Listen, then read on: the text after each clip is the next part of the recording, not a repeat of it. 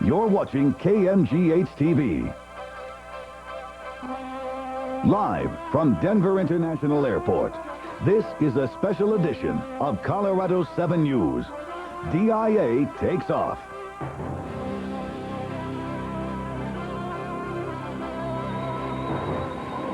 Denver International Airport takes flight. The first commercial aircraft touched down at DIA at 12:27 this morning.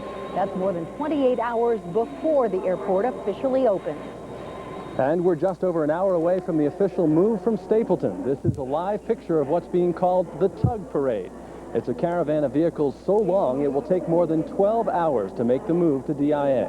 And this, of course, is their destination, DIA, finally ready for takeoff. The frenzied last hours before opening are here. Hello, everyone. I'm Ann Trujillo. And I'm Russ Spencer. We are live here at Denver International Airport, where the next 24 hours will bring a dramatic change to Denver's image. Starting tomorrow, this is the first view that visitors will have of Denver, and it's a panorama every bit as stunning as our mountains. We have team coverage of this push day with crews at Stapleton and at DIA. And in the next half hour, you'll get news from both fronts on this historic moving day. Now here at DIA, you wouldn't guess what's about to hit. Last-minute preparations are mostly behind the scenes. The corridors are nearly empty, and for what could be the last time, they are perfectly clean. And while the move begins, the waiting ends for cargo companies in place to use DIA. The first cargo flight, a FedEx delivery, arrived this morning from Kansas City, and the arrival didn't go unnoticed. So now this is the beginning. After this long wait, it's nice that it's finally happened. We're just glad to be here. Now, by the end of today, 73 cargo planes are scheduled to fly in and out of DIA. The preparations are happening here at DIA, but the push is at Stapleton, where they have to move an airport in less than a day. This is a live picture now from Chopper 7, and you can see what's being called the Tug Parade here.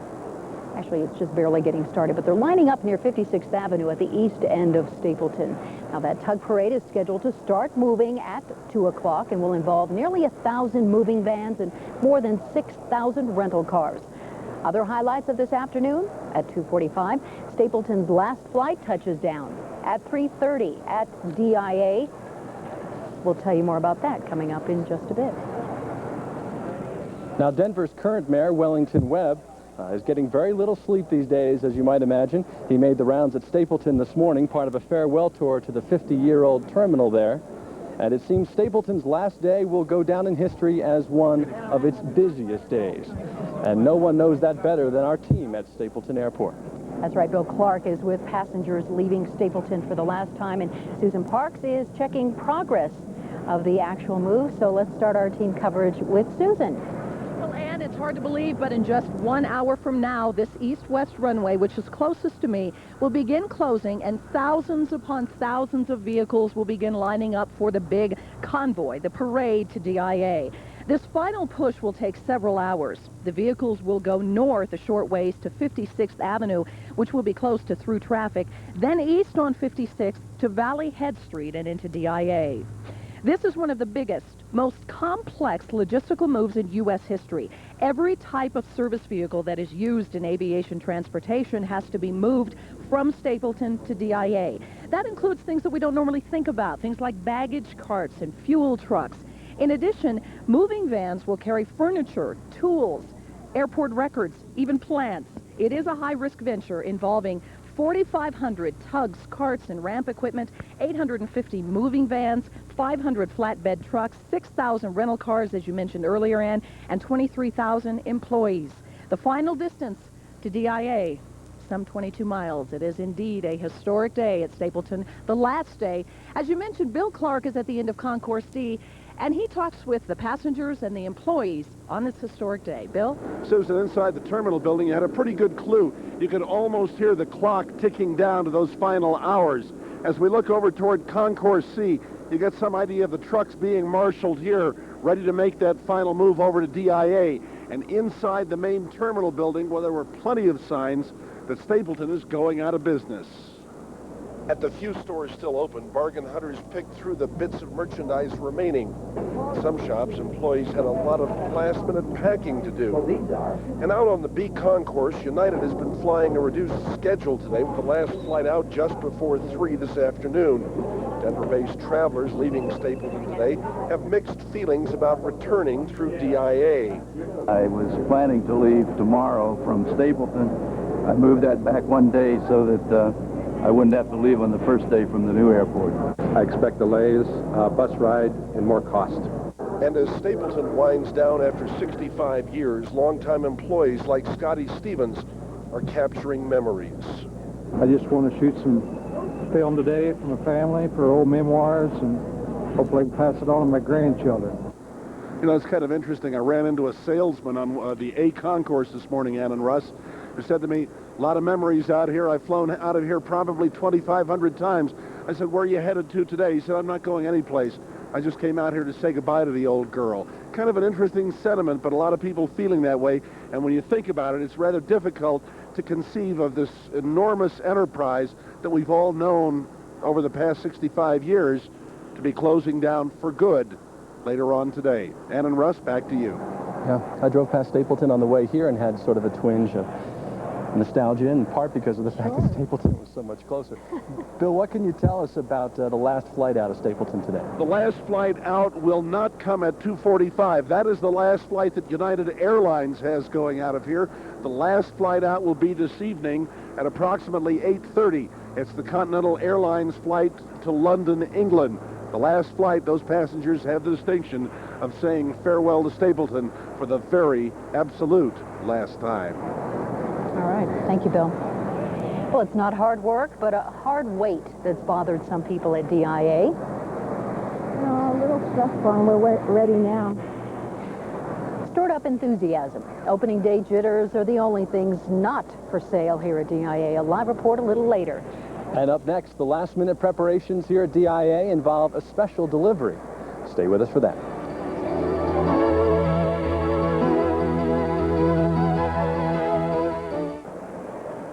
Welcome back to Colorado 7 News and a live look at Pena Boulevard from Chopper 7. This ribbon of concrete will be full of traffic tomorrow as the first DIA travelers rush to catch flights. Now, if you're worried about the best way to get to the new airport, the Colorado Department of Transportation has some help for you. Call 573-ROAD and push number 6. And the recorded message lists the best routes to DIA from your neighborhood. And just in case anyone forgets, the route to Stapleton is no longer marked. Workers took down the signs this morning, and by late tonight, the old airport itself will be chained off, preventing anyone from trying to board a flight at the wrong airport. Good idea, huh? Here at DIA, the signs of opening day's approach are everywhere. Bags are still stacked up outside the United Airlines ticket counter, and that's where Paul Reinertson joins us now. Hi, Paul. Hi, Ann. You know, what we're seeing here is United testing their backup system. This is a system that they hope never to use, since they now have the alternate system. That, of course, is not true of all the other airlines. And for them, there's going to be a lot of tension right up to the last minute. Both the automated baggage system and the alternate system are declared operational and ready to go. They've only been tested, and while United is confident it's in good shape, all the other airlines are having to take a wait-and-see attitude. We've done simulations from time to time, but never to the full size, so tomorrow again will be the Day of Atonement. They've cut the ribbon here on their full-service post office, one of only 2 that are operational at any airport in the country. And in their races for first, the postmaster says they will have mail on that first flight in tomorrow morning. We'll have the first mail delivered to Denver, and we'll be happy to accept that at that time in the morning as well. Should you have any doubt the airport will be ready to go, take comfort from the man who the terminal is named after. L. Ray Jefferson was touring the airport this morning. Closer and closer, yeah. We're going to take off pretty soon. As soon as it reads, what, 90 miles an hour in the old Eagle Rock. That old Eagle Rock is the biplane that L. Ray Jefferson used to deliver mail in back in the 1930s. And speaking of mail and airplanes again, here's another one of those firsts. For those people on that first flight, the post office is going to be handing out envelopes so that the minute you touch down here, you can run over to the post office, put that in, and the first one off the plane, I guess, or who can run the fastest will have the first one in the mailbox, first postmark. Well, Well, that could be quite a race then, huh, Paul? You bet. All right, thanks. Russ? Well, the security sweep took place a week ago, and today there's another kind of sweep at DIA, literally of the runways. Huge machines like this are vacuuming the runways at DIA. They're cleaning up bits of debris left over from construction. Even tiny screws or scraps of metal can cause serious damage to an airplane, so they're trying to get rid of every last speck. Well, there is other news to tell you about today. This is a big day in the O.J. Simpson trial, and coming up next, a housekeeper who could give the defense a clean sweep. Also, Ron Allen joins us with a forecast that could put a chill on DIA's opening ceremonies. Stay with us for that. Back live now at DIA with our special coverage of the move from Stapleton to Denver International. Time now for headlines from around Colorado and the rest of the world. Beginning here in Colorado, 16-year-old Raymond Gahn is behind bars awaiting arraignment for the shooting death of a Denver police officer. Officer Sean Linen died Saturday after being shot in the head. The suspect is a high school dropout who had been living with relatives in Littleton. A housekeeper takes the stand today in the O.J. Simpson murder trial, and Rosa Lopez could give Simpson an alibi. She tells defense attorneys that Simpson's white Bronco was at home the night Simpson's ex-wife was murdered. And in world news, a startling bank collapse has economists reeling. Britain's Barings Brothers Bank of London has collapsed after a single trader lost nearly $1 billion in the Tokyo stock market. The bank is more than 200 years old and helped finance the Louisiana Purchase. It counts Queen Elizabeth among its clients. Well, weather is, of course, one of the big stories in the opening of Denver International. It's been perfect for a month, but that sounds like it's about to change, doesn't it? What timing, of course. Let's go to Ron Allen now, who is curbside. Anyone tried to get you to check their bags, Ron? No, I've managed to avoid that problem, but I think I'm going to be in trouble tomorrow when we're out here because the weather is not going to be anything like this.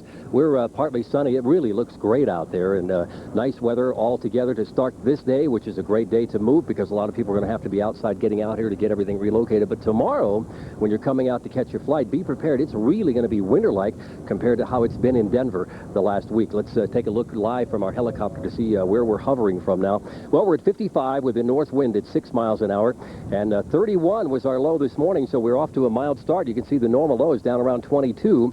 The normal high 48. I think we've topped that, and we'll continue to climb throughout the afternoon. Arvada 55 now, Longmont 43, 51 in North Glen. So it's generally a pretty warm day, even though it is very windy here outside the airport, and that's mostly a terrain situation more than anything else. So it will be a windy location till they get some trees and buildings up to kind of act as wind blockers as the years go by. Mostly cloudy across Colorado now, but we do have that break right along the Front Range. And of course, there's a lot of precipitation in the upper Great Plains and also to the north of us. That's the new front that is coming through.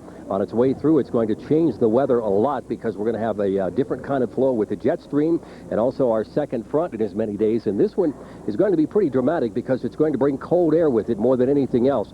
There's been some talk about snow, but we're not overly concerned about that. Just colder temps more than anything else.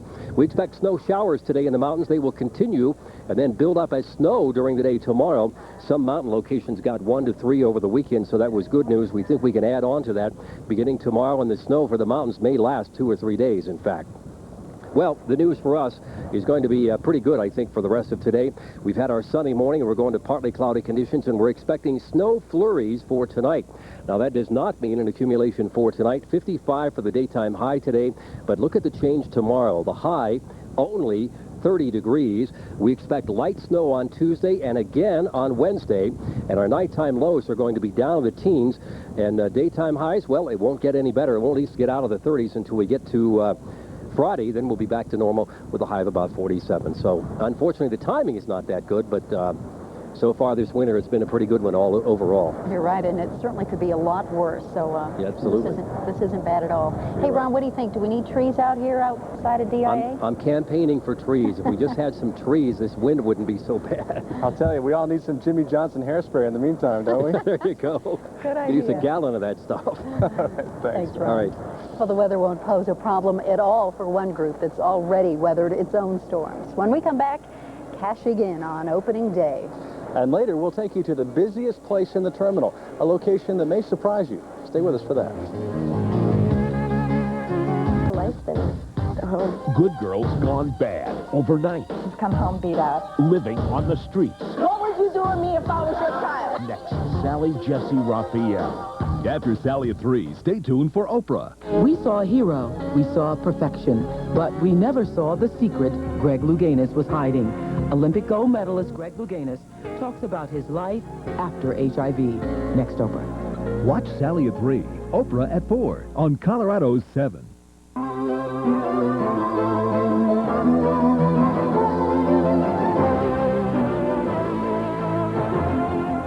Welcome back, everyone, to Colorado 7 News. We're continuing our special live coverage of the opening of DIA. This is a live picture of the north end of the Great Hall and some part of the airport that you'll be becoming very familiar with over the next few years. That's for sure. After more than a year of hanging on, the concessionaires out at DIA are finally putting the finishing touches on their stores, ready to open to the big crowds tomorrow.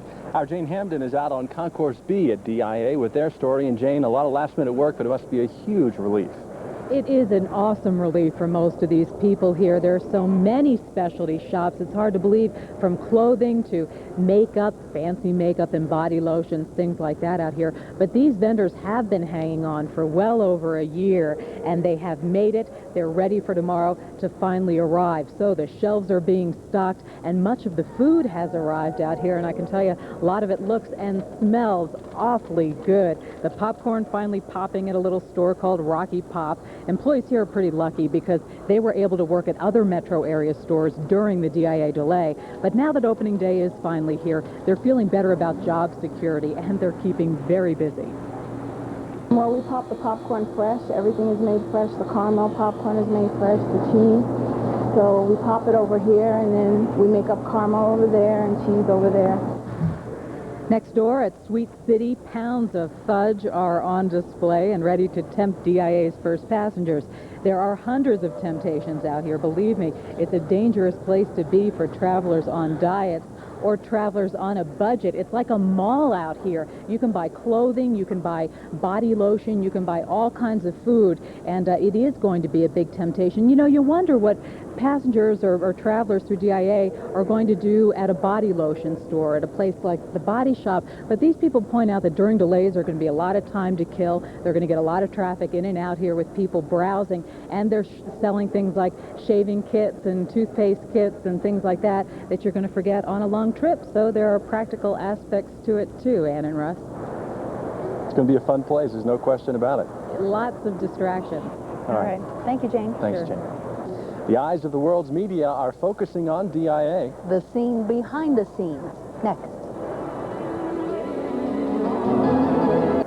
As the countdown to DIA continues, we want to remind you about our special live coverage of this historic event. Today, join Bertha Lynn and Ernie Bjorkman as we bring our 5 o'clock newscast live from DIA. Extensive coverage of Push Day, the last hours at Stapleton, and what finishing touches are being put on DIA. Then at 8:30 tonight, a KMGH special, a user's guide to DIA. What you, the passenger, need to know about getting around DIA. And then at 10 o'clock, Ernie and Bertha will wrap it all up. A special event with a special edition of Colorado 7 at 10 o'clock, live from Denver International, and we hope you'll join us for that. Well, finally today, for those of us who are covering DIA's opening, to say it's a zoo out here may be the understatement of the year. Exactly right. It's a round-the-clock media circus to cover numerous events today and tomorrow. Our own engineers at KMGH have been busy pulling cables, setting up our anchor desk, and checking live locations from around the airport. The media center is a beehive of activity as 1,600 members of the world's media converge on DIA. And we've even rolled in a huge production truck to help us handle our extensive coverage of DIA. It's quite an undertaking, as you can imagine. This is a rolling studio, essentially. It certainly is. And, you know, we're very excited to bring you this live coverage, so we encourage you to please stay tuned to Colorado 7 for the next couple of days. This is fun for us. It really is. It's exciting for now. I mean, we're looking around at miles and miles of television, video cameras, and the whole world is going to bring it home to you, and we hope you'll choose Colorado 7. And with that, thanks for joining us today. Have a good day.